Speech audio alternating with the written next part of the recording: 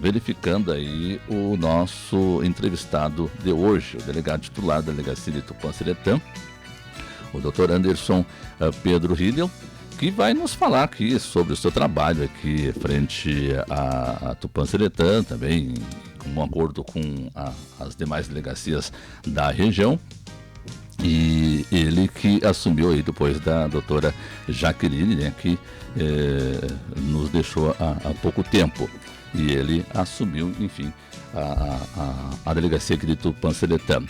O doutor Anderson está aqui para conversar com a gente na manhã desta terça-feira. Obrigado pela presença aqui, doutor Anderson, e também pelo convite de estar aqui para nos falar um pouco do seu trabalho aqui frente à delegacia de Tupã-Seretã. Está se adaptando bem, doutor? Bom dia. Claro. Bom dia, Marcos. Satisfação poder estar aqui e falar um pouco sobre o trabalho da Polícia Civil para os teus ouvintes. Já fecham aí quase 6 meses à frente da delegacia de polícia, né? Ainda é um processo de adaptação, como falaste, né? Tem muita coisa para aprender na Polícia Civil, mas já dá para dizer que estou bem entrosado, me sinto em casa já aqui na cidade, né? A criminalidade é a ordinária, né? Como tu falaste aí, a gente pega os processos em andamento, né? Os tráficos, os estelionatos, Maria da Penha, enfim, todos esses tipos de crimes demandam a nossa investigação, né? E a gente procura aí se inteirar ao máximo para fazer o melhor trabalho possível. Doutor Anderson, a gente tem percebido que os seus colaboradores, né, a sua equipe tem trabalhado bastante, porque tem solucionado vários crimes aí na cidade. Com certeza, a equipe é muito boa, muito inteligente, muito criativa. O policial tem que ser muito criativo, né? Tem que se virar com o pouco que tem, tanto de recursos materiais quanto de recursos humanos, né? A gente tem muita demanda, são muitas ocorrências por dia, por semana, né? E a gente acaba meio que escolhendo, né? Porque não dá conta de vencer todo o trabalho que tem. A gente foca nos crimes mais graves, é claro, e a delegacia é dividida em um setor de investigação, né, uma equipe de investigação, e os cartórios. Vai para o cartório aquilo que já tem uma autoria definida, vamos dizer assim, já tem a indicação de quem seja o autor, e para a equipe de investigação vão aqueles procedimentos em que se demanda uma investigação mais complexa. E com certeza, todo o trabalho que é feito aqui a gente deve à equipe de policiais da delegacia. Né? Sem eles a delegacia simplesmente não anda, né? Não adianta ter um delegado na delegacia se a equipe não é boa. Então, geralmente a delegacia anda muito bem, né? Mesmo sem um delegado. Isso é importante dizer. A gente, claro, está coordenando, né, o gestor, enfim, mas o trabalho, efetivamente, a gente deve todo o mérito aos policiais que fazem parte da equipe. Mesmo com o número de demandas, essa equipe que está aí, ela consegue, digamos, solucionar esses problemas. Precisa de mais um apoio vindo aí para mais colaboradores para lhe ajudar? O ideal, Marcos, seria, porque veja, nós temos um passivo de procedimentos na delegacia, né, que já foi na época do delegado De Rossi muito alto, ele conseguiu baixar esses níveis, fez um baita trabalho aqui em Tupã. A delegada Jaqueline continuou com isso, né? Então hoje a delegacia está com um número assim, bastante adequado de procedimentos. Claro, ainda é um trabalho invencível para 6 policiais, né? Para 6, 7 policiais. Então, seria o caso, mas a Polícia Civil, infelizmente, ela, da mesma forma, né, descobre um lado para cobrir o outro, porque a demanda é muito grande, né? A gente vê hoje em dia essa criminalidade eletrônica, por exemplo, que é muito difícil de solucionar. Então, o que se soluciona? Os crimes de maior gravidade, por exemplo, os homicídios, os tráficos de drogas, né, que exigem uma investigação ainda assim complexa, porém mais tradicional. Quando a gente entra nessa investigação um pouco mais tecnológica, ela é mais demorada e aí a gente acaba deixando muita demanda de lado para dar conta desses procedimentos, né? E acaba também trancando um pouco. A Polícia Civil tem um programa, que é o Qualificar, né? E as delegacias todas têm metas mensais. Então, obviamente, a gente sempre cumpre aquelas metas, né? Tem que estar dentro dos padrões para agradar os nossos chefes também. Sim. Né? Mas a gente gostaria de fazer até mais, mas fizemos o possível, o nosso melhor com o que temos. Em matéria de equipamentos, como é que vocês estão? Nós temos 2 viaturas, 3 viaturas, 2 preto e branco, uma discreta. Temos o armamento. Óbvio, a gente agora há poucos dias foi contemplado com o recurso do Poder Judiciário. Vamos fazer algumas melhorias na estrutura do prédio, um ar-condicionado, algumas mesas, enfim. Isso tudo aprimora o trabalho também, claro. Né? Traz um pouco mais de um ambiente mais urbanizado para trabalhar e para atender, né, as partes. Em relação à estrutura, o que eu posso comentar também é em relação à Sala das Margaridas. que foi um projeto da delegada Jaqueline, né? Ela se empenhou bastante nisso e eu acabei encampando isso porque cheguei antes de a obra iniciar, mas no meio do procedimento, né? No meio do processo.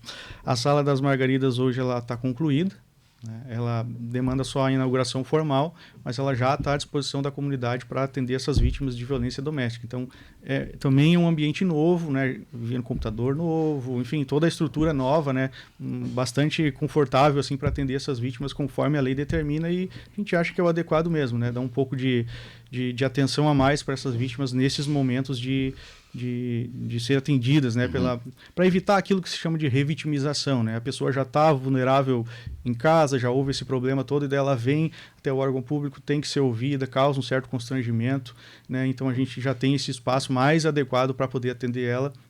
É bom para a comunidade também. Tá certo. Falando em comunidade, aí que entra a comunidade na questão de fazer a inscrição. Aconteceu um home em tal lugar lá, de denunciar. Exato. De não ficar para si, né? Exato. Isso, querendo ou não, é estatística, né? A gente, obviamente, se for um crime grave, a gente sempre vai atrás, né? Com muito mais ainda vigor. Se for algo não tão grave, a gente também procura investigar. Obviamente, tem que investigar, isso não fica parado na delegacia. Mas, querendo ou não, alimenta uma estatística, e essa estatística é boa para nós. É por ela que a gente consegue pleitear mais material, eventualmente mais pessoas. Eu sei que é uma demanda, né, constante da delegacia, de qualquer delegacia, na verdade, de aumentar o número de pessoas para poder qualificar mais o trabalho, né, fazer um trabalho com mais calma, mais técnico, mas sempre deve ser feito o registro de ocorrência. Né, porque isso aí, a estatística é fundamental para a gente saber até como anda a cidade, né? Se ninguém registra as suas ocorrências, lá em Tupã-Seretã está tudo calmo, e a gente sabe que não é, né? A criminalidade acontece e tem que ser feito o registro de ocorrência, até porque às vezes uma pequena informação para aquela pessoa pode nos representar um avanço em uma outra investigação que está parada, né? Um local de crime, eventualmente uma pessoa, né? Qualquer coisa para nós é relevante. Às vezes a denúncia daquele ouvinte pode desencadear outras.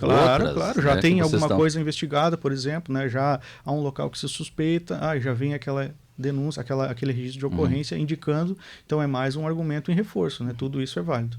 Lá do início, 6 meses hoje, fazendo que o senhor se encontra aqui em Tupã-Seretã, tinha uma certa expectativa, projetos em andamentos, está conseguindo realizá-los? Eu acho que a maior expectativa de quando eu cheguei era apreender o trabalho policial, né? Porque eu não vim da área policial, né? E cheguei aqui inaugurando a minha carreira na polícia. Então, como eu te disse no início, é muito amplo, tem muita atribuição, né? A gente que acaba exercendo essa função de gestor acaba tendo que meio que realmente ficar à frente, né? Então, é muita coisa para saber de todos os campos possíveis, né?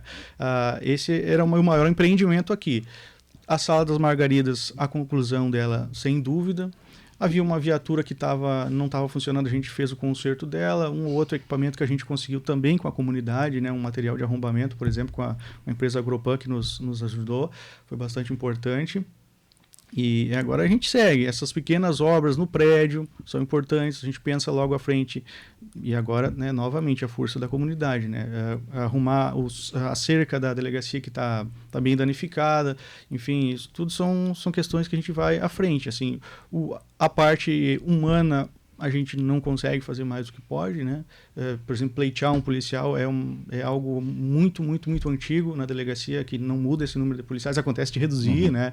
Final de ano tem Operação Verão e eventualmente um reforço, por exemplo, como eu estava comentando contigo, né? A gente acaba sendo deslocado para uma outra delegacia para auxiliar, e a nossa delegacia fica um pouco defasada, né? Nesse aspecto, acho que é isso. Muito bem, nós estamos falando com o Dr. Anderson Pedro Riedel, delegado titular da delegacia de Tupã-Seretã, que falou um pouco desses 6 meses que ele se encontra aqui em Tupã-Seretã. A gente pede para o doutor aguardar um pouquinho, que a gente vai um intervalo comercial e já volta aí para falar. Dr. Anderson Pedro Riedel, delegado titular da delegacia de Tupã-Seretã, que deu uma pincelada aí nesses 6 meses que ele atua aqui em Tupã-Seretã. E agora nós vamos entrar no outro assunto, que é sobre as operações comandadas da semana, entre 18 até o presente momento, que esteve aí em operação a equipe do Dr. Anderson e também de outras delegacias que elucidaram alguns crimes que o doutor vai nos passar as informações, como é que foi aí esse trabalho, né, com as demais delegacias, sobre uma dupla que era suspeita de ameaçar de morte e extorquir comerciantes da região, aqui, Tupã-Seretã, foi presa em Santa Maria. Como é que foi para chegar nessa dupla, doutor? Bom, esse crime ele aconteceu em setembro, né? Foi recente. Né? A vítima foi até a delegacia, fez o registro da ocorrência. Então, a importância, né, de fazer logo, aí, né, quando possível, né? E desde logo se iniciou a investigação. Como eu comentei antes contigo, nesse período eu estava em um reforço na cidade de Encantado. O delegado Adriano De Rossi foi quem iniciou ali o procedimento, né? Isso foi para a equipe de investigação e lá foram adotadas técnicas de investigação, né? Foi pedida notadamente a interceptação telefônica, né? E ali pôde-se acompanhar alguma coisa. Através disso chegaram-se a outros dados, né, que são relevantes e, para nossa também sorte, o criminoso continuava utilizando, né, aquele telefone. Não fez uma vez ele. Isso, e aí a gente conseguiu apurar mais ou menos o local em que ele estaria residindo, ou enfim, praticando esses atos. Não é um local exato, obviamente, claro, né? Sempre é uma aproximação, mas pôde-se perceber que era na cidade de Santa Maria, e continuou a apuração, a investigação. E quando se determinou o endereço, nós desencadeamos essa operação. Na verdade, ela foi uma operação, mas era uma operação bastante pequena, né? Eram só 3 mandados de busca e apreensão, porque a gente tinha a intenção de chegar ao celular. Claro. Né? A gente não tinha um mandado de prisão e nem era a nossa intenção naquele momento. Não havia flagrante da extorsão, né?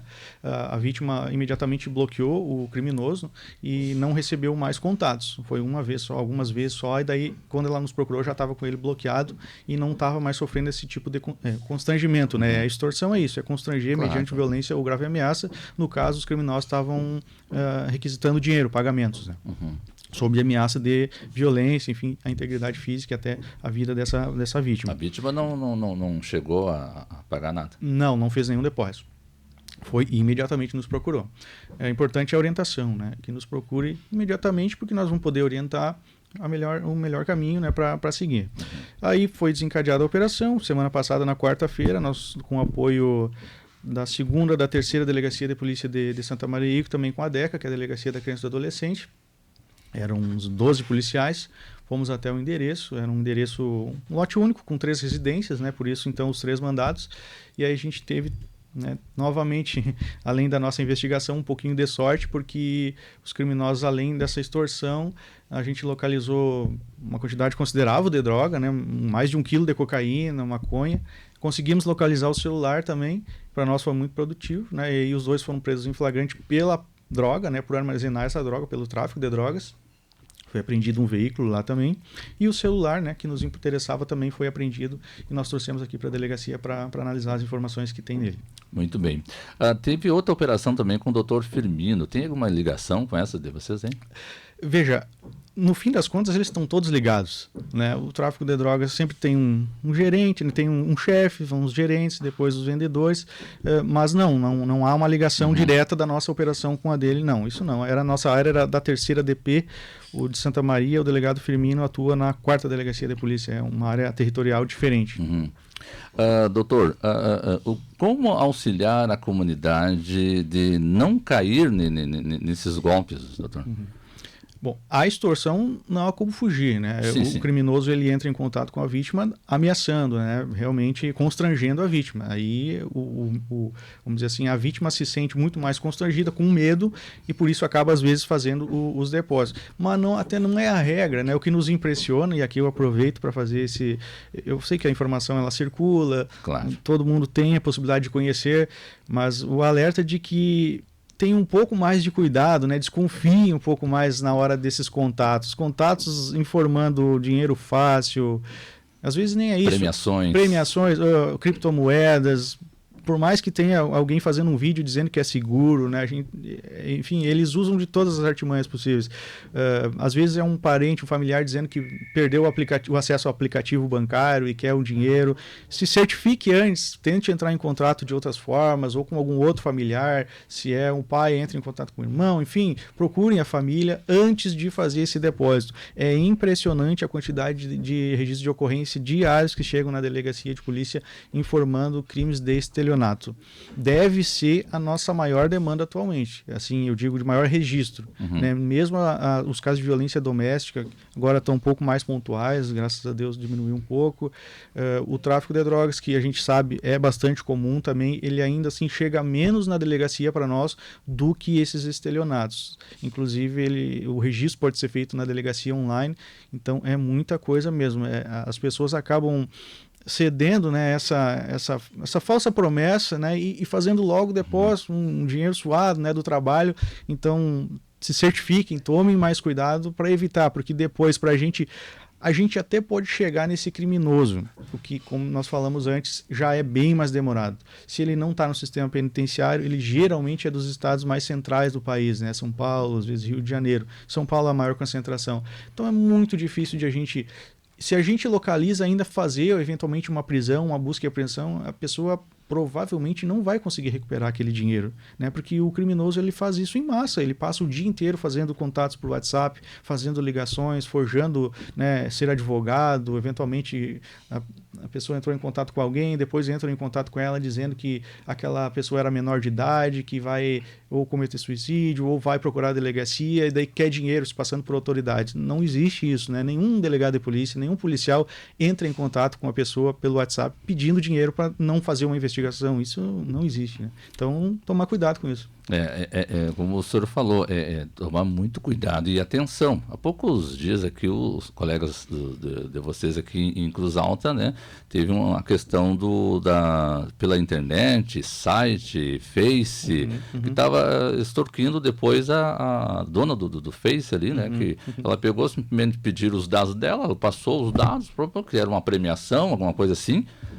E depois ela largou lá O estelionato hoje ele se concentra, talvez mais de 90% no estelionato eletrônico, né? Esse estelionato de conto de bilhete, esse mais tradicional que a gente conhece, que é a fraude mesmo, né? O engano, ele dificilmente ele tá aqui no tete a tete, né? No boca a boca, assim, ele tá na internet, usando o WhatsApp, celular, ligação, Facebook, grupos, sei lá, Instagram, né? Anúncios de venda de veículos é muito comum, né? A pessoa anuncia, aí alguém entra em contato que quer adquirir esse veículo, é de outro lugar, de outra cidade, e a pessoa cobra um valor para trazer, o sujeito acaba pagando, já adiantam os pagamentos do veículo, e esse veículo nunca vem. No caminho acontece um problema, quebra uma suspensão, fura um pneu, e o veículo vai se estragando no caminho, e a pessoa vai dando dinheiro para aquele vendedor fake, né? E o veículo nunca chega na cidade, a pessoa depois não recupera. Essa do veículo me passaram esses tempos, né? Eu, num domingo, né, de folga, me ligaram. Ô, Marcos, tudo tranquilo? Quem fala? Mas não me conhece? E começou assim. E ficou, né, dizendo que estava numa estrada, que estava com problemas, não podia pegar e contactar um guincho, me mandar um dinheiro, aí, uma coisa assim. E como se eu fosse um familiar dele, Sim. né? A dos familiares é muito comum também, né? Eles hackeiam o Instagram, ou pegam só a tua foto ali, né? E criam um perfil com um número novo, troquei de número, adiciona aí, e daí começa aquela historinha fria, né? Que a gente acaba realmente... É muito verdadeira essa história, né? Por isso que a questão de certificar. Eles conseguem, praticamente, se tu não prestar muita atenção, eles têm uso, daqui a pouco tu já está fazendo. Por isso é a questão de tentar se certificar, né? Dá uma segurada aí, né? Procure de outras formas, né? Deixa aquela pessoa falando sozinha e liga para um outro familiar, se for aquele familiar ou um parente próximo, né? Para confirmar, porque senão eles são bons no que fazem, né? Eles são convincentes. O doutor, como o senhor bem falou, teve sorte, né, de ser aqui em Santa Maria, mas a maioria desses acontecimentos aí vem de presídios, né?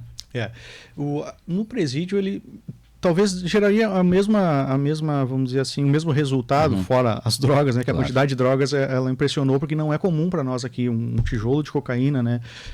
Antes de ser fracionado. Concentrado num lugar. Sim, é um tijolo de cocaína, ainda não fracionado. A maconha que foi encontrada, também era um tijolo, mas já estava fracionado, então era só um pedaço, eram 200 gramas. Né? Se fosse no presídio, a gente adotaria o mesmo procedimento, porque geralmente os celulares estão nas celas também, né? E a gente conseguiria vincular aquele celular a um determinado preço. Seria mais ou menos a mesma linha da investigação. Para o futuro, as autoridades já estão implantando algo que possa, não digo terminar, porque eles se aperfeiçoam, né? Para que não haja mais essa questão dos presidiários usarem o celular.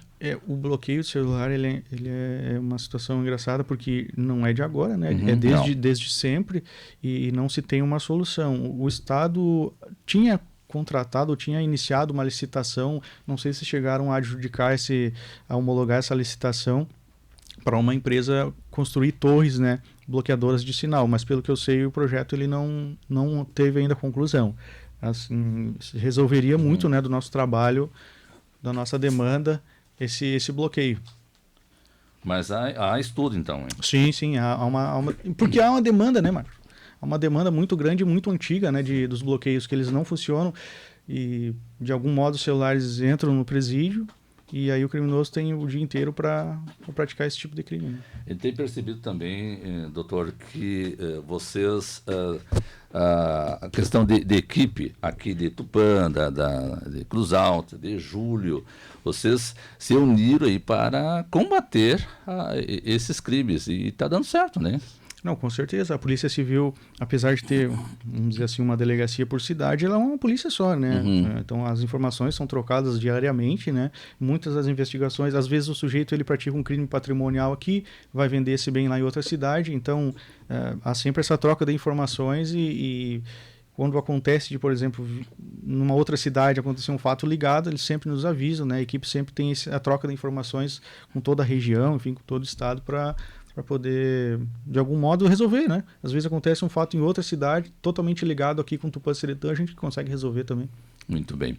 Então, essas operações comandadas dia 18, com essas extorsões, esses meliantes eram de Santa Maria. Sim, residiam em Santa Maria. Que ligaram para um comerciante aqui de Tupã-Seretã. Isso, entraram em contato pelo WhatsApp, né? Fizeram ameaças pelo WhatsApp. Então, esse problema foi solucionado, digamos, em partes aqui. Então, nós chegamos basicamente a uma autoria, ainda não foi concluído o procedimento, a gente está ainda fazendo umas outras diligências para esgotar, porque, claro, sempre é uma alegação defensiva, né? A alegação de que não fizeram é óbvia, né? E a gente quer não deixar nenhuma ponta solta para estabelecer bem a autoria do crime. Mas eu não cheguei a acompanhar se ficaram presos, era uma quantidade grande de droga, né? Não foi a prisão não foi pela nossa extorsão. Né? A nossa extorsão ainda não está completa, foi pelo tráfico de drogas. Então, aí o crime que vai ser investigado lá em Santa Maria é com o delegado de lá, né? Não sei exatamente qual que foi. Eu sei que conversei com o delegado plantonista do dia lá e ele pediu a prisão preventiva dos criminosos. E aí no dia seguinte provavelmente ia ser feita a audiência de custódia, né? Mas o celular foi apreendido, então pelo menos com aquele aparelho ali eles não vão mais praticar esse tipo de crime. Bem, só nos resta a desejar aí um bom trabalho aí com a sua equipe, né? Parabenizá-lo, né, pela elucidação desses casos e outros que estão por vir, que vocês estão estudando, e passar o microfone à sua disposição. Nós temos uma prática aqui de passar o microfone para a disposição para os nossos entrevistados, que é algo mais que queira salientar para a nossa comunidade, doutor. Agradecer pelo convite, né, pelo espaço aqui, dizer para a comunidade sempre expor da Polícia Civil, né, registrar suas ocorrências, como eu sempre falo aqui, frisar novamente, né, nos fornecer as informações, pode fazer denúncia anônima, tem os telefones, tem os contatos, eu já deixei aqui, depois se puder passar no ar, também te agradeço. Pode ir até a delegacia, tem a delegacia online, tem o telefone fixo da delegacia, e novamente reforçar, né, o alerta sobre os estelionatos, tomar cuidado na internet, né, atenção, e a nova Sala das Margaridas da delegacia, que também está à disposição da comunidade e vai qualificar ainda mais o atendimento lá na delegacia. Então, é isso. Muito obrigado. Nós agradecemos a presença do Dr. Anderson Pedro Riedel, delegado titular da Delegacia de Tupã-Seretã, que falou sobre o seu trabalho aqui no programa Variedades Tupã, onde vamos a um rápido intervalo, já retornamos com a sequência do programa Variedades Tupã. Nossos ouvintes Dalmir Aparecido, Adolfo de Almeida, bom dia, Antônio Marcos, boa terça-feira a todos nós, Deus no comando. Neuci Pereira, bom dia, também bom dia aqui. Boa entrevista, mas infelizmente ainda tem pessoas que caem nesse golpe. A Delci trouxe